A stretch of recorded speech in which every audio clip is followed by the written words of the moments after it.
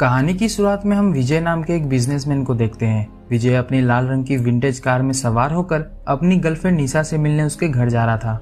सफर के दौरान निशा video call के माध्यम से अपने अंग दिखाकर विजय को लुभाने में लगी हुई थी, ताकि विजय जल्दी से जल्दी उसके पास पहुंचकर उसकी आग बुझा सके। विजय भी निशा के अंग को देखकर अपने चिराग को घिसने में लगा हुआ था।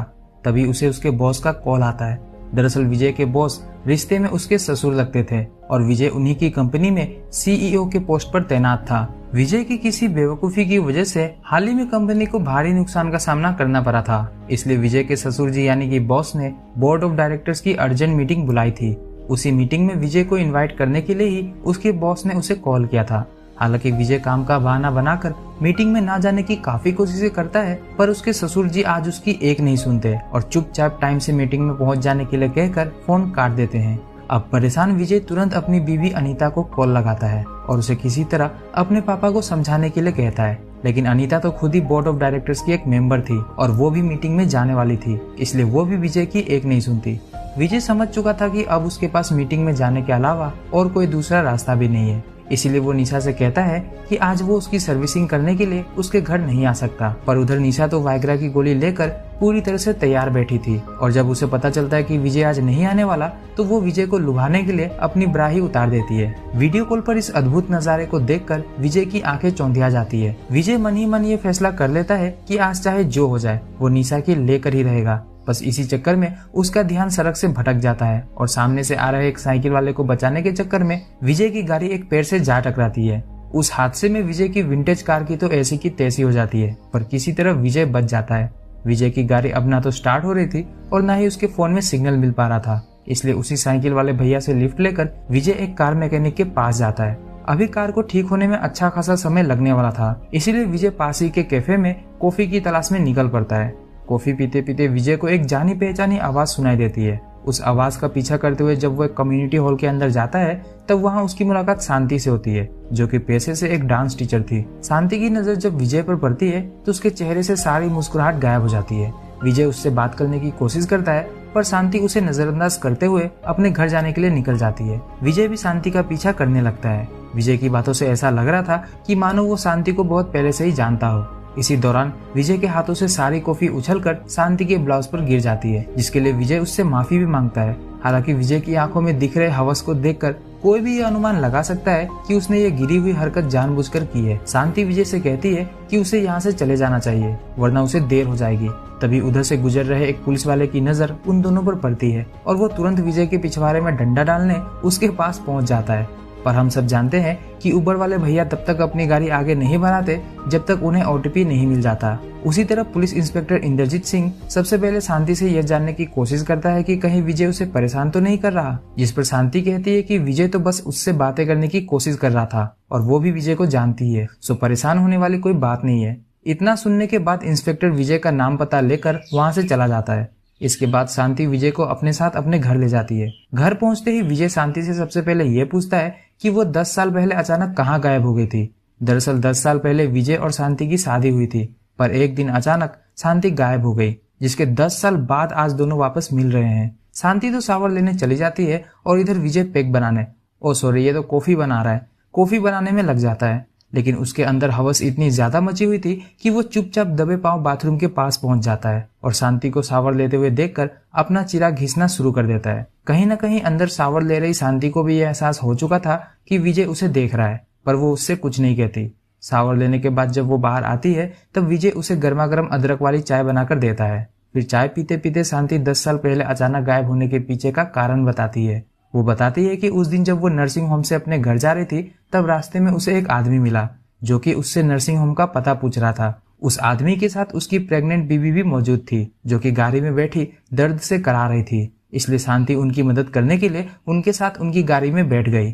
फिर उसके साथ क्या हुआ उसे कुछ याद नहीं। जब उसे होश आया तब वो किसी दूसरे शहर में थी। उसने विजय से संपर्क करने की काफी कोशिशें भी की, पर वो असफल रही। उसे लग रहा था कि शायद कोई है जो उसे जान से मारना चाहता है, इसलिए वो काफी डर गई थी और यहाँ इस शहर में आकर बस गई। विजय शांति से पूछता है कि आखिरकार वो उस दिन नर्सिंग होम गई ही क्यों थी। तब शांति उसे बताती है कि वो प्रेग्नेंट थी और विजय को सरप्राइज देने वाली थी। हालांकि मिसकैरेज की वजह से शांति ने वो बच्चा खो दिया।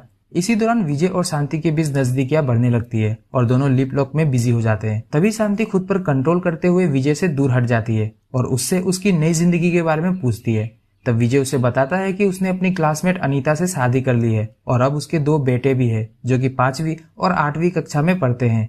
साथ ही साथ वो अपने ससुर जी की कंपनी का CEO भी बन चुका है। विजय शांति से उसके साथ चलने के लिए कहता है ताकि वो अनीता से मिल सके, पर शांति अनीता से मिलने से मना कर देती है। दरअसल शांति को अनीता पर शक था कि 10 साल पहले उस कपल के द्वारा उसे किडनैप करके दूसरे शहर में ले जाने के पीछे जरूर अनीता का ही हाथ होगा।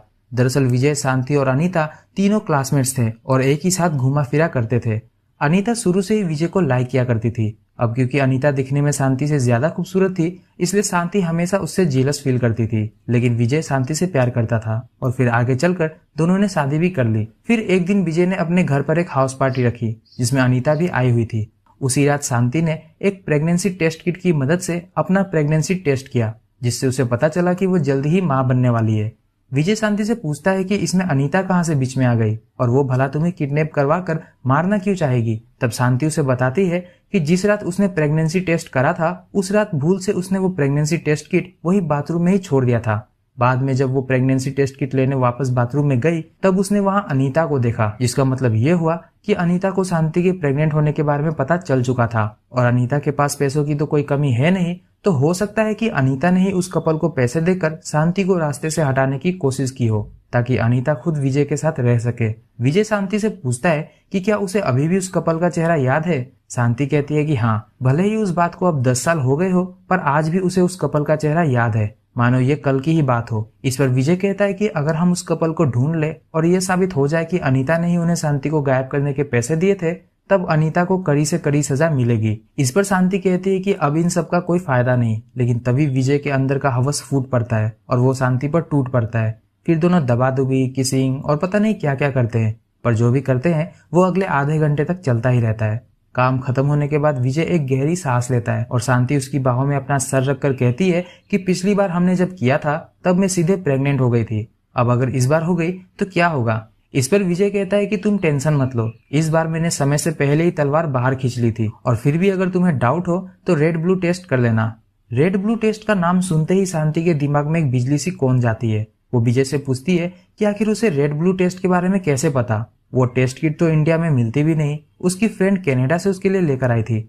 इतना सुनते ही विजय के तोते उड़ जाते हैं और वो पलक झपकते ही एक पिलो की मदद से शांति का मुंह दबाकर उसे मार डालता है। दरअसल वो विजय ही था जिसने उस कपल को शांति को ठिकाने लगाने के पैसे दिए थे। विजय को पता था कि अनीता भी उससे प्यार करती है और अनीता अपने पापा की इकलौती बेटी थी। अगर वो अनीता से शादी कर लेगा तो आज नहीं तो कल अनीता के पापा अपनी सारी जायदाद उसके हवाले तो कर ही देंगे। इसलिए विजय ने शांति से पीछा छुड़ाने का मन बना लिया। अब शांति के गायब होने के बाद विजय को लगा कि उस कपल ने शांति को ठिकाने लगा दिया है, इसलिए उसने अनीता से शादी कर ली। पर 10 साल बाद जब उसकी शांति से मुलाकात हुई तो उसके तोते उड़ गए और तो और शांति को उस कपल का चेहरा भी याद था, जिसकी वजह से विजय मुसीबत में पड़ सकता था। इसलिए उसने शांति को मार डाला ताकि उसका ये राज ही रह सके। अब इससे पहले कि विजय वहां से निकल पाता, पुलिस इंस्पेक्टर इंद्रजीत शांति से मिलने उसके दरवाजे पर आ पहुंचता है। लेकिन काफी देर तक दरवाजा खटखटाने के बाद भी जब कोई दरवाजा खोलने नहीं आता तो वो बाद में आने का मन बनाकर वहां से जाने लगता है। तभी कोने में छुपे विजय के शरीर से एक प्लेट टकराकर नीचे गिर पड़ता है। प्लेट टूटने की आवाज सुनकर इंस्पेक्टर इंद्रजीत के कान खड़े हो जाते हैं। वो तुरंत बाहर डोरमेट के नीचे रखे डुप्लीकेट चाबी की मदद से घर का दरवाजा खोलकर अंदर आने लगता है। तभी विजय खिड़की से कूदकर उस घर से बाहर निकल जाता है। विजय भागता हुआ उस जगह पर पहुंचता है जहां उसकी गाड़ी का एक्सीडेंट हुआ था। वो देखता है कि कुछ लोग उसकी गाड़ी से एक लाश बाहर निकालने में लगे हुए थे। ये लाश और किसी की नहीं बल्कि खुद विजय की ही थी। विजय जब खुद की लाश देखता है तब उसकी आंखों के सामने घोर अंधेरा छा जाता है। उसे समझ नहीं आ रहा होता है कि आखिर ये सब हो क्या रहा है। तभी वहां शांति आती है और मुस्कुराते हुए विजय से कहती है, मैंने कहा था ना,